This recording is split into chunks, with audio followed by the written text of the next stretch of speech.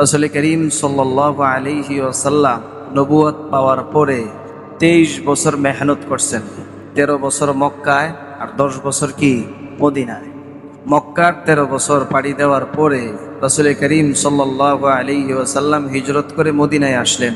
মদিনায় আইসা দেখলেন যে মদিনায় মুসলমানদের পরিপন্থী একটা দল, যাদের নাম ইহুদি, তারা বসবাস করে। সুতরাং মদিনায় কোনো কিছু শান্তিতে করতে হলে তাদের সাথে একটা শান্তি চুক্তি করা দরকার, অন্যথায় তারা আমাদেরকে ডিস্টার্ব করবে আর তারাও আমাদেরকে আতঙ্ক মনে করবে। এজন্য তারাও যেন আমাদেরকে ডিস্টার্ব না করে, আমাদেরকে যেন তারা আতঙ্ক মনে না করে, এজন্য একটা শান্তি চুক্তি হওয়া দরকার।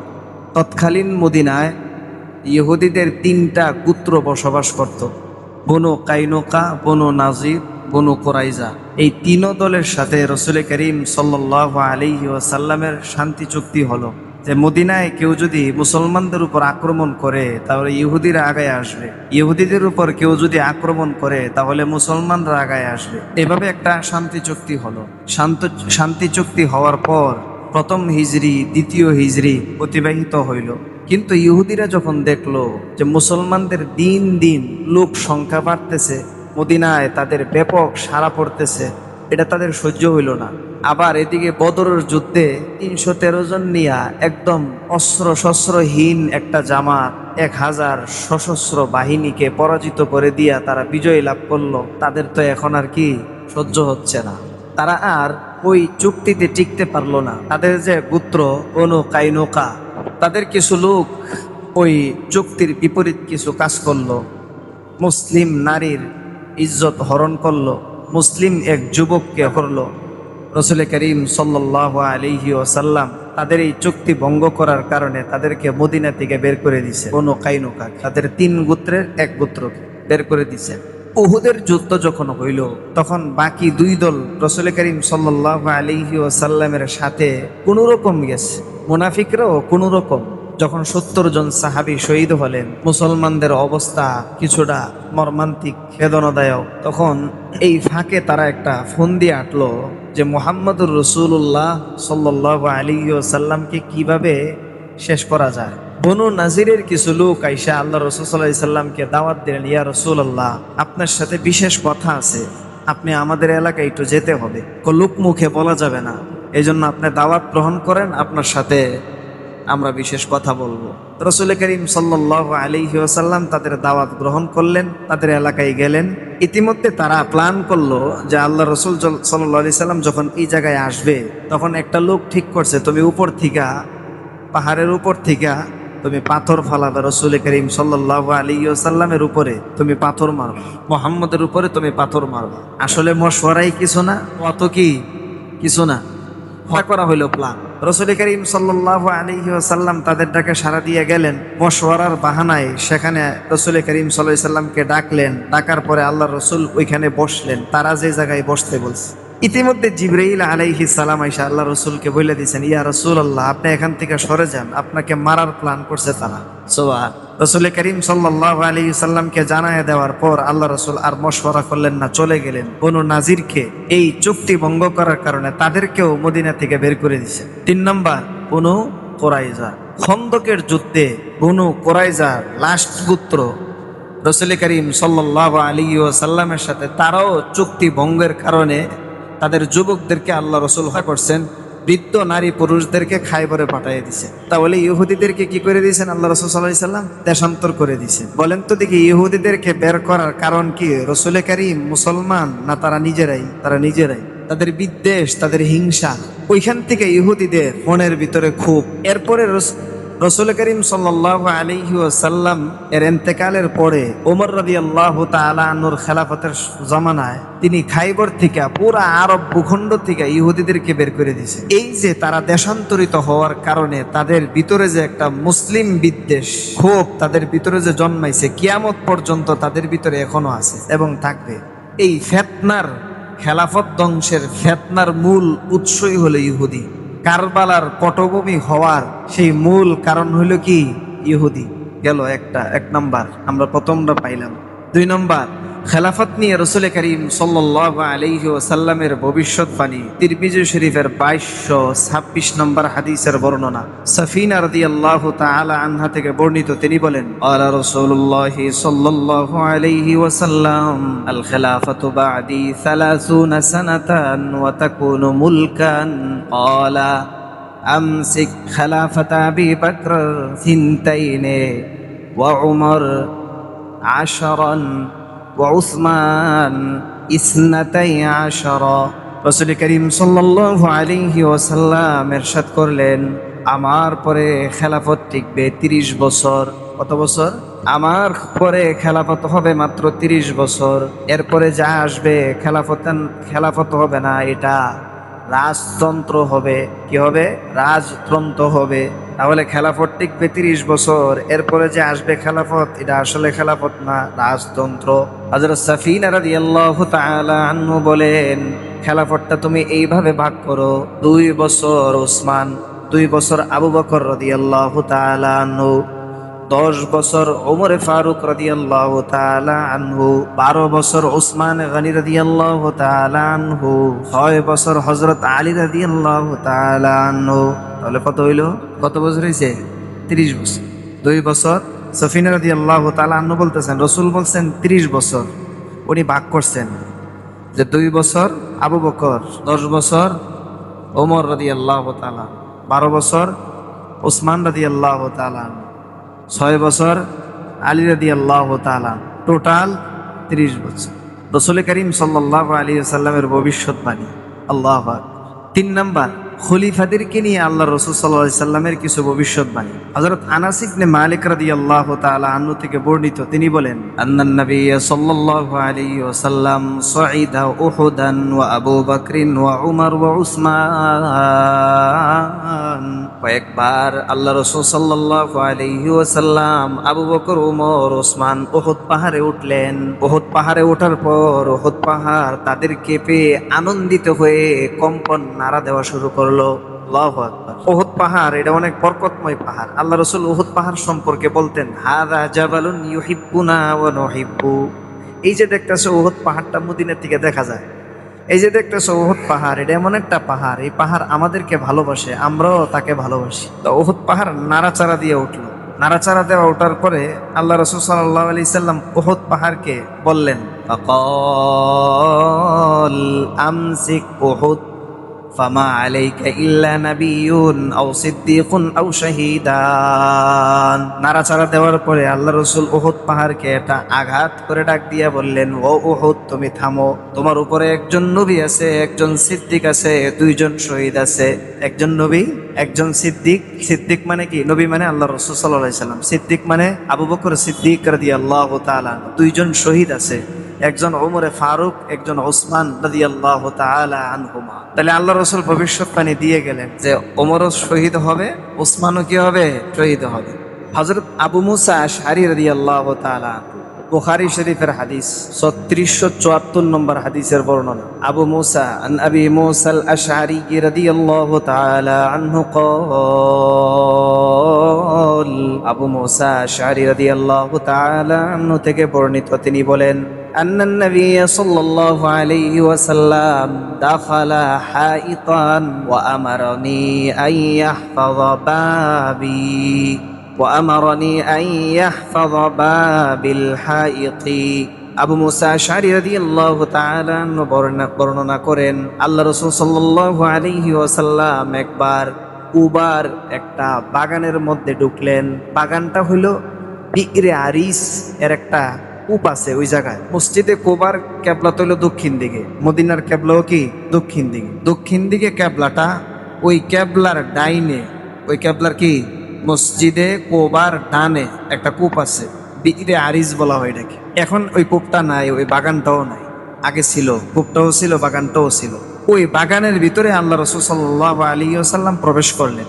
আবু মুসা আশআরী রাদিয়াল্লাহু তাআলা আনহু বললেন যে আল্লাহ রাসূল সাল্লাল্লাহু আলাইহি ওয়াসাল্লাম আমাকে নিয়ে প্রবেশ করছেন। প্রবেশ করার পরে আমাকে এই বাগানের দরজায় দাঁড় করাইছেন। আমাকে দারোয়ান হিসাবে রাখছেন যেন এই বাগানে অন্য কেউ প্রবেশ করতে না পারে।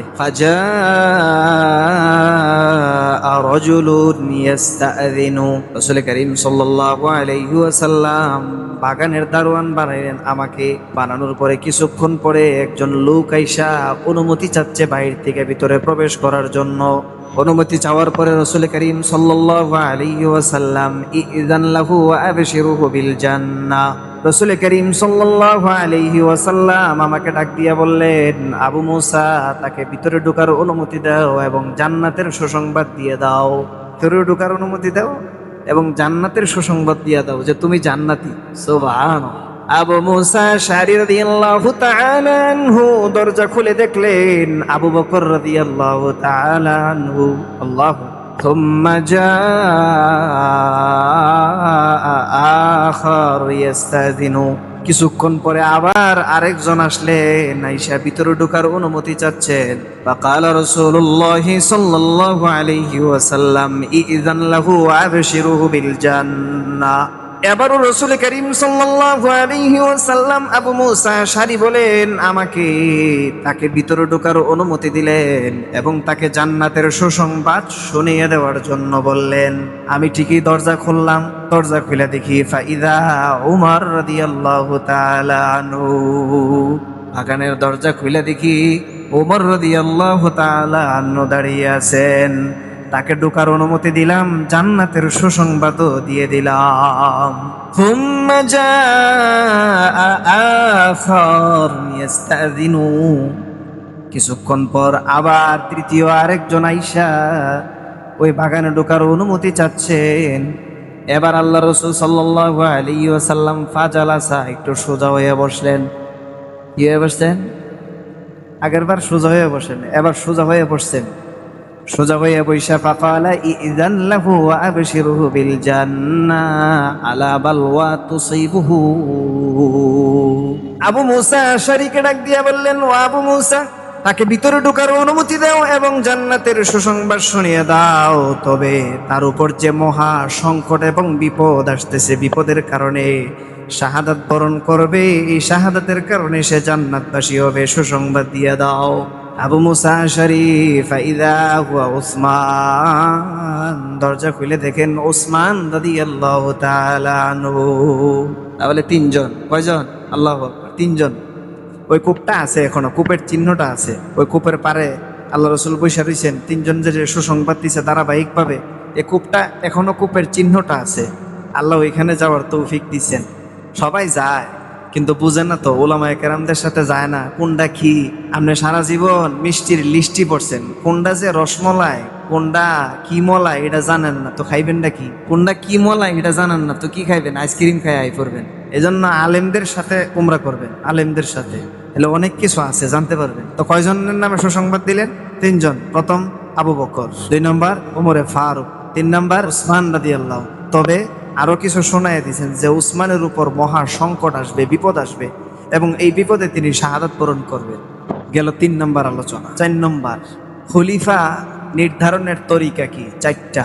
1 নম্বর, পরবর্তী খলিফা যে হবেন তার নাম স্পষ্ট বলবেন না, কিন্তু ইশারা ইঙ্গিতে বোঝাবেন। ইশারায় কি বোঝাবেন? আগের জন পরবর্তী খলিফা কে হবেন এটা ইশারা ইঙ্গিতে বোঝাবেন। 2 নম্বর, পূর্ববর্তী খলিফা পরবর্তী খলিফার সরাসরি নাম বলে দিয়ে যাবেন। 3 নম্বর, পূর্ববর্তী খলিফা পরবর্তী খলিফা নির্ধারণ করার জন্য মজলিসে শুরা গঠন করবেন। ওই মজলিসে শুরা পরামর্শ করে খলিফা নির্ধারণ করবে। 4 নম্বর, পূর্ববর্তী খলিফা নির্ধারণও করবেন না, ইশারাও দিবেন না, মজলিসে শুরাও গঠন করবেন না।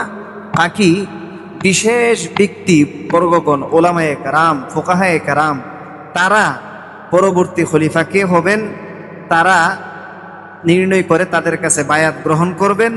আস্তে আস্তে সবাই তাদের কাছে কি করবেন? বায়াত গ্রহণ করবেন। এভাবে নির্ধারিত হবে। তাহলে কয়টা হলো? 4টা। 1 নম্বর ইশারা, 2 নম্বর পরবর্তী খলিফা কে হবেন নির্ধারণ করে যাবেন, 3 নম্বর মজলিসে শুরা, 4 নম্বর মজলিসে শুরা না বরং যারা আছেন বিশেষ ব্যক্তি বর্গগণ তারা কি করবেন? নির্ধারণ করবেন। আসেন রাসূল করিম সাল্লাল্লাহু আলাইহি ওয়াসাল্লাম 11ই হিজরি 12ই রবিউল আউয়াল সোমবার সকালে রাসূল করিম সাল্লাল্লাহু আলাইহি ওয়াসাল্লাম পরলোক গমন করলেন, ইন্তেকাল করলেন। 14 দিন ধারাবাহিক টানা জ্বর থাকার পরে রাসূল করিম সাল্লাল্লাহু আলাইহি ওয়াসাল্লামের অসুস্থতার কাল এবং এর কিছু কাল আগে ইশারা ইঙ্গিতে খলিফা কে হবেন কাজে এবং কর্মে বুঝাইয়া দিয়ে গেছে। হাদিসের মধ্যে আসছে, তিরমিজি শরীফের হাদিস, সাহাবায়ে কেরাম রাদিয়াল্লাহু তাআলা আলাইহিম বলেন, কুন্না জুলুসান ইনদান নবী সাল্লাল্লাহু আলাইহি ওয়াসাল্লাম, আমরা সকলে রাসূল করিম সাল্লাল্লাহু আলাইহি ওয়াসাল্লামের কাছে বসা ছিলাম। রাসূল করিম সাল্লাল্লাহু আলাইহি ওয়াসাল্লাম আমাদেরকে বলতে লাগলেন, মা আদির ইন্নী লা আদরি মা বাকাই ফিকুম, ও আমার সাহাবীরা, আমি তোমাদের মাঝে আর কয়দিন থাকবো এটা আমি জানি না। আমি কয়দিন থাকবো এটা আমি জানি না। আল্লাহ রাসূল বলতেছেন, সাহাবায়ে কেরাম বসা, ইন্নী লা আদরি মা বাকাই ফিকুম, আমি তোমাদের মাঝে আর কতদিন বাকি আছে এটা আমি জানি না, কতদিন থাকবো। তবে ফাকতাদু বিল্লাযাইনি মিন বাদি, আমার পরে, ওয়া আশারা ইলা আবি বকরিন ওয়া উমর, আমার পরে এই দুইজনকে তোমরা অনুসরণ করবা। আমার পরে ইশারা দিয়ে গেছেন, ও আশারা, প্রথম ইশারা দিয়েছেন আবু বকরের দিকে, দ্বিতীয় ইশারা দিয়েছেন ওমরের দিকে। তাহলে আল্লাহ রাসূল সাল্লাল্লাহু আলাইহি ওয়াসাল্লাম কি বললেন, যে আমি তোমাদের মাঝে আর কয়দিন থাকবো এটা আমি জানি না, তবে আমার পরে এই দুইজন, প্রথমে ইশারা দিলেন আবু বকরের দিকে, এরপরে ইশারা দিলেন ওমর রাদিয়াল্লাহু তাআলা আনহুর দিকে, যে আমার পরে তোমরা এই দুইজনকে কি করবা, অনুসরণ করো। পাইলাম নি ইশারা। রাসূল করিম সাল্লাল্লাহু আলাইহি ওয়াসাল্লামের অসুস্থতার কালে একবার আল্লাহ রাসূল ইমামতি করতে পারতেছেন না, ইশারা দিয়ে আবু বকরকে ইমামতি করার অনুমতি দিলেন। আবু বকর রাদিয়াল্লাহু তাআলা আনহু রাসূল করিম সাল্লাল্লাহু আলাইহি ওয়াসাল্লামের ওই অসুস্থতার কালে তার জীবদ্দশায় আবু বকর ইমামতি করতেছেন। আল্লাহর রাসূল হুজরা শরীফের পর্দা উঠাইয়া দেখলেন যে সকলেই আবু বকরের পিছনে ইতমিনানের সাথে ইক্তেদা করতেছে, আবার পর্দাটা ঢেকে দিলেন। তাহলে এর দ্বারা বোঝা যায় ইশারা ইঙ্গিতে কে হবেন পরবর্তী খলিফা, আবু বকর সিদ্দিক রাদিয়াল্লাহু তাআলা। ঠিক তাই হলো, রাসূল করিম সাল্লাল্লাহু আলাইহি ওয়াসাল্লাম 11ই হিজরি 12ই রবিউল আউয়াল সোমবারে কি করলেন, ইন্তেকাল করলেন। খলিফা নির্ধারণ হলো আবু বকর রাদিয়াল্লাহু তাআলা আনহু। উনি খেলাফত পরিচালনা করলেন 2 বছর 2 মাস 14 দিন। কয় বছর? 2 বছর 2 মাস 14 দিন। তারপর তিনি 13 হিজরি 22 জামাদাল উলা ইন্তেকাল করলেন। ওনার ইন্তেকালের পূর্বে বয়স ছিল তখন 63 বছর। কত বছর? 63 বছর। আল্লাহ রাসূল সাল্লাল্লাহু আলাইহি সাল্লামের বয়স কত? আবু বকর যেহেতু রাসূল করিম সাল্লাল্লাহু আলাইহি সাল্লামের 2 বছরের ছোট ছিল, তাই 2 বছর পূরণ করে 63 বছর বয়সে 13 হিজরি 22 জামাদাল উলা ইন্তেকাল করলেন। ওনার ইন্তেকালের পূর্বে উনি সরাসরি কিছু সাহাবায়ে কেরামদের সাথে কিছু পরামর্শ করছেন যে আমি ওমরকে খলিফা বানাইতে চাই। তো সবাই একমত, কিন্তু কিছু সাহাবী বললেন ওমর রাদিয়াল্লাহু তাআলা আনহুর রাগ তো বেশি। রাগ কি বেশি? হযরত আবু বকর উত্তর দিলেন, আরে কি যে বলো তোমরা, আমি তো আর খেলাফতের যোগ্য এই পৃথিবীতে ওমরকে ছাড়া আমি আর কাউকে দেখি না। সুতরাং সরাসরি আবু বকর রাদিয়াল্লাহু তাআলা আনহু ওমরের নাম ঘোষণা করে গেলেন। আবু বকরের ইন্তেকালের পরে সকলে ইতমিনানের সাথে ওমরে ফারুক রাদিয়াল্লাহু তাআলা আনহুর হাতে বায়াত গ্রহণ করলেন। বায়াত গ্রহণ করার পরে ওমরে ফারুক রাদিয়াল্লাহু তাআলা আনহু খুব চৌকুশভাবে মেধা এবং বুদ্ধিমত্তার সাথে, খুব সাহসিকতার সাথে বিভিন্ন দেশ জয় করতে লাগলেন। পুরা আরব ভূখণ্ড, পুরা জাজিরাতুল আরব ওনার খেলাফতের অধীনে আসল। মোটামুটি অর্ধজাহান তিনি শাসন করতেছিলেন। অর্ধজাহান। উনি 10 বছর 5 মাস 21 দিন খেলাফতের পদে আদিষ্ট ছিলেন। কতদিন ওনার খেলাফত ছিল? কতদিন? 10 বছর 5 মাস 21 দিন। ওনার শাসনামল খুব শান্তি ছিল, আমন আমান। মাইলকে মাইল মানুষ রাতকে রাত সফর করতেন, নারীরা রাতকে রাত সফর করত, তাদের দিকে কোনো যুবক চোখ তুলে তাকাইত না, এমন শান্তি। এরপরে তিনি হিজরতের 23 সনে 26 জিলহজ উনি শাহাদাত বরণ করলেন, আঘাতপ্রাপ্ত হলেন। মুহররমের প্রথম তারিখে 24 হিজরিতে উনি ইন্তেকাল করলেন, শাহাদাত বরণ করলেন। উনি শাহাদাত বরণ করলেন কিভাবে? হযরত মুগীরা ইবনে শুবা রাদিয়াল্লাহু তাআলা আনহুর একজন দাস ছিল আবু লুলু আল ফাইরুজি। আবু লুলু আল ফাইরুজি আল মাজুসি, সে অগ্নিপূজক ছিল।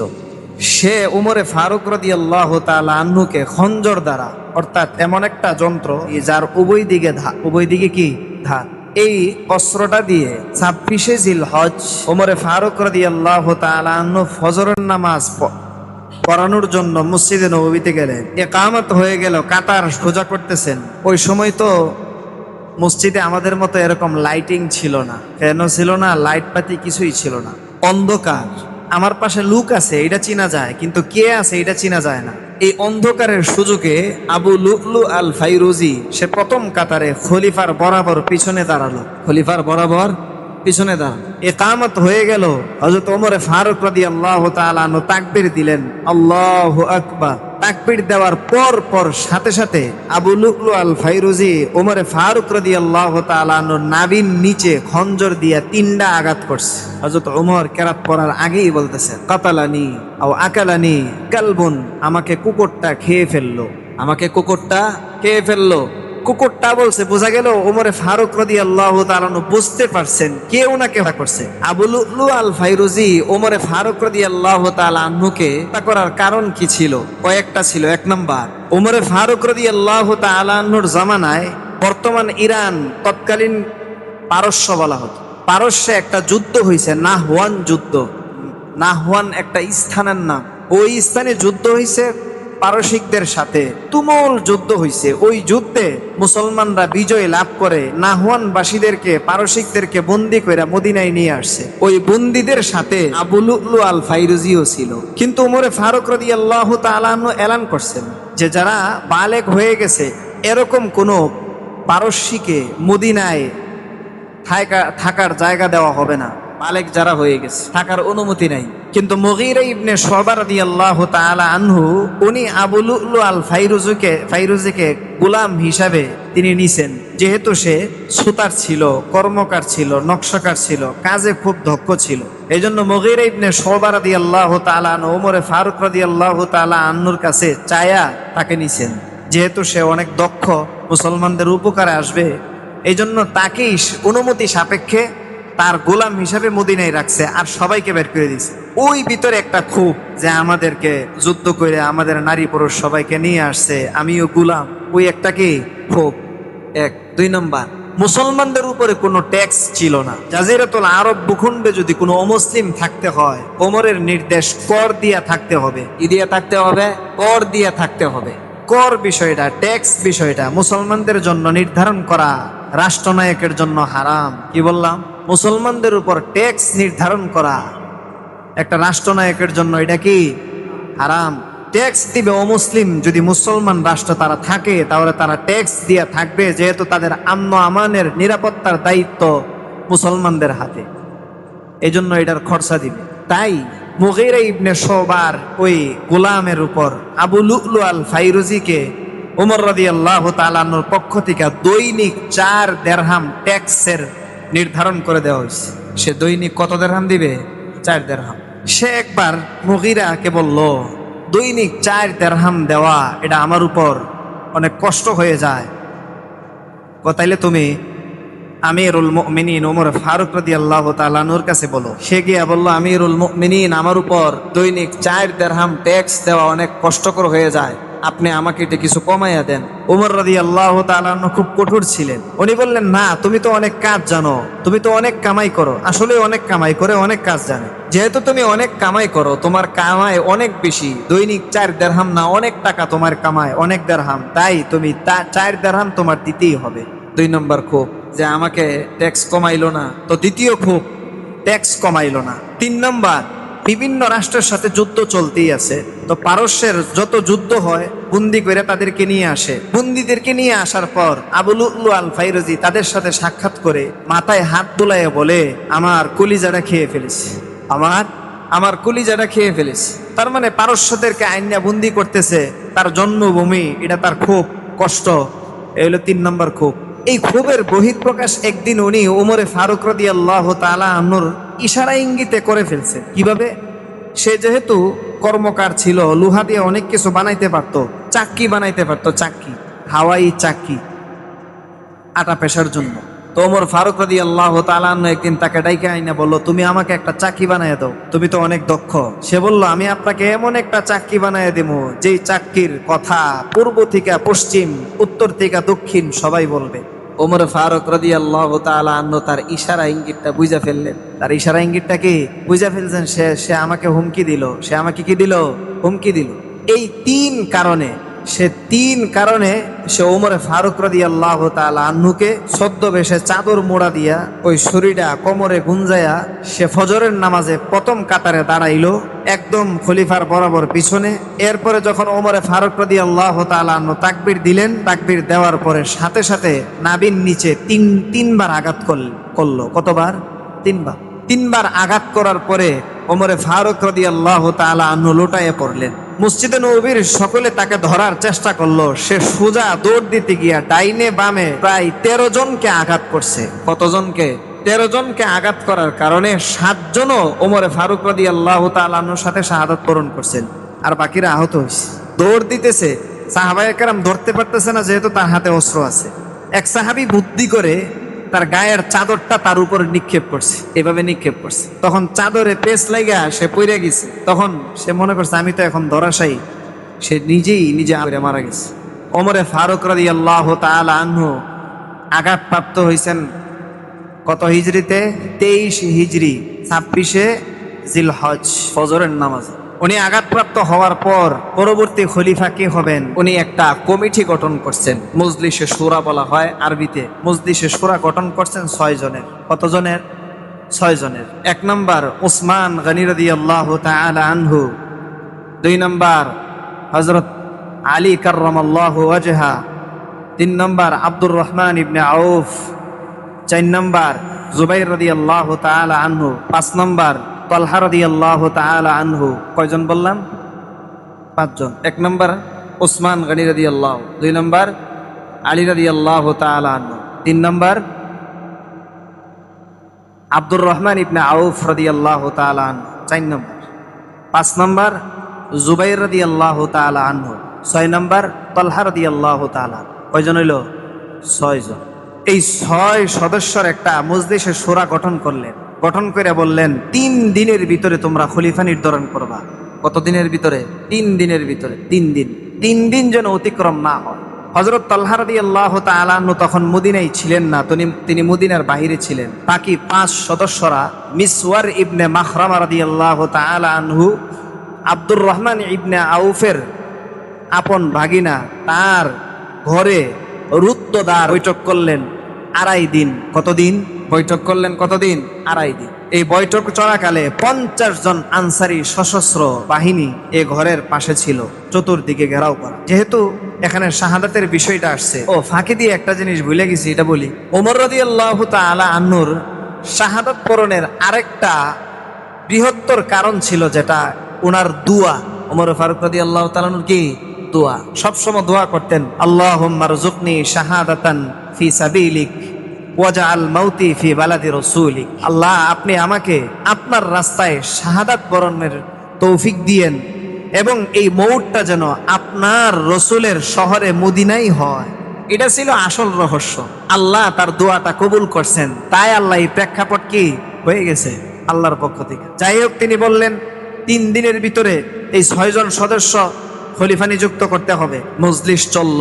হযরত তালহা রাদিয়াল্লাহু তাআলা আনহু নাই, জুবাইর ইবনুল আওয়াম রাদিয়াল্লাহু তাআলা আনহু তিনি দায়িত্ব দিলেন যে আমার পরামর্শ করার যে ক্ষমতাটা, দায়িত্বটা আমি আলী রাদিয়াল্লাহু তাআলা আনহুকে দিয়ে দিলাম। এদিকে আব্দুর রহমান ইবনে আউফ রাদিয়াল্লাহু তাআলা আনহু উনি বাকি 2 জনকে ডাকলেন। তালহা নাই, জুবাইর রাদিয়াল্লাহু তাআলা আনহু কি করছেন?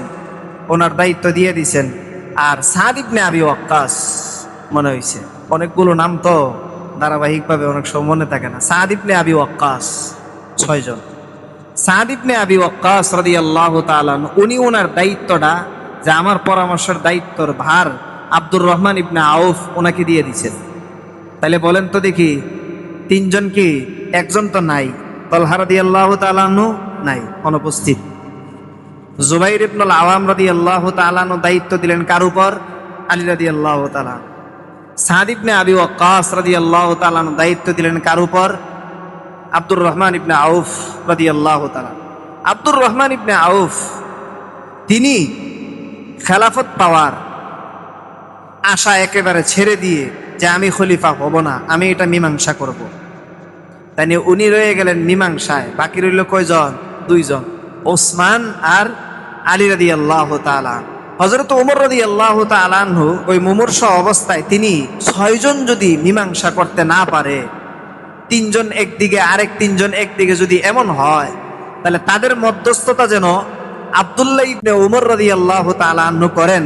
এই জন্য তিনি আব্দুল্লাহ ইবনে ওমর রাদিয়াল্লাহু তাআলা আনহু মধ্যস্থতাকারী হিসাবে উনি 7ম নম্বরে নাম ঘোষণা করলেন। কিন্তু আব্দুর রহমান ইবনে আউফের এই কৌশলে আব্দুল্লাহ ইবনে ওমরের আর প্রয়োজন হয় নাই।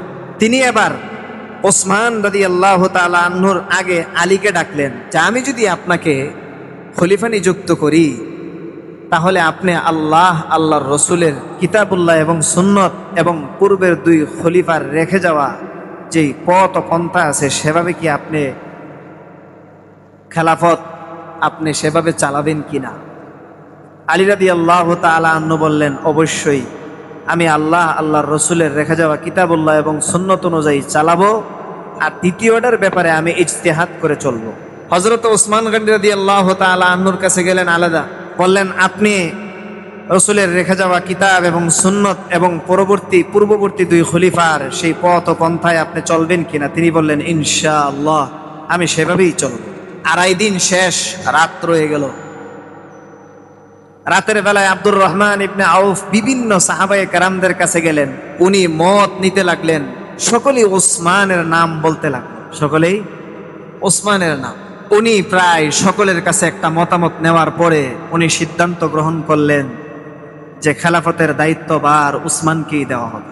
ফজরের নামাজে সমস্ত সাহাবায়ে কেরাম আসলেন, শূরা কমিটি আসলেন, আলী ওসমান আসলেন। উনি ফজরের নামাজ আদায় করার পর হযরত ওসমান রাদিয়াল্লাহু তাআলা আনহুর হাত ধরে আলীকে সর্বপ্রথম বায়াত করাইলেন। আলীকে সর্বপ্রথম কি করাইলেন?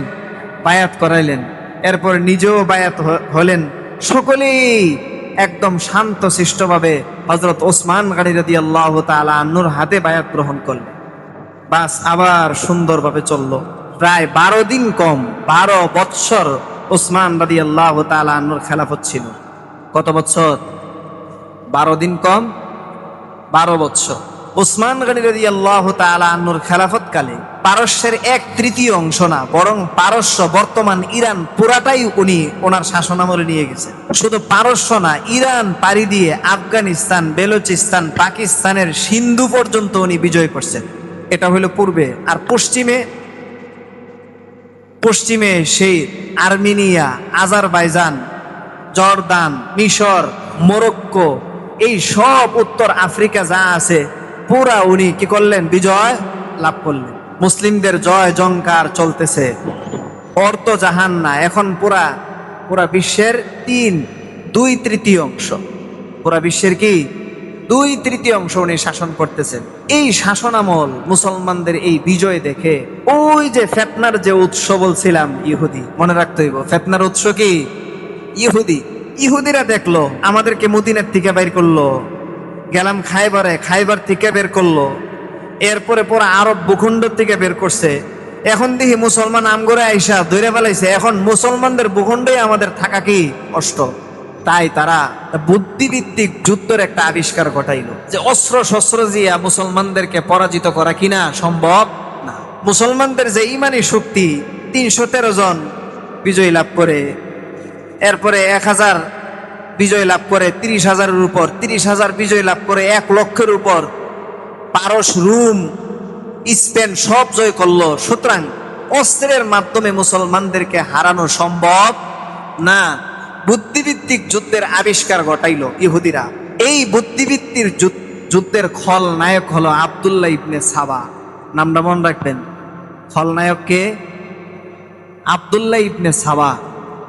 তার জন্ম ইয়েমেনের সনআ নামক স্থানে। কোথায়? ইয়েমেনের সনআ নামক স্থানে।